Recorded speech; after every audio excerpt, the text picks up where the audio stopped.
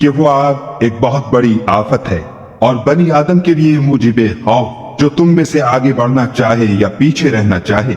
ہر شخص اپنے اعمال کے بدلے گروہ ہے،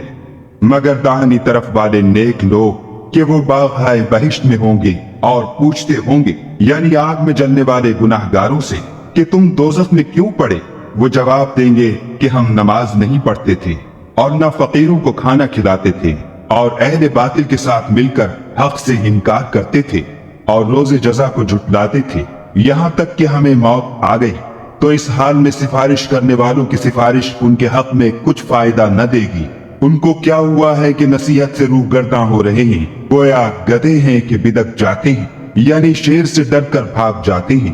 اصل یہ ہے کہ ان میں سے ہر شخص یہ چاہتا ہے کہ اس کے پاس کھلی ہوئی کتاب آئے، ایسا ہرگز نہیں ہوگا۔ حقیقت یہ ہے کہ ان کو آخرت کا خوف ہی نہیں، کچھ شک نہیں کہ یہ نصیحت ہے، تو جو چاہے اسے یاد رکھے اور یاد بھی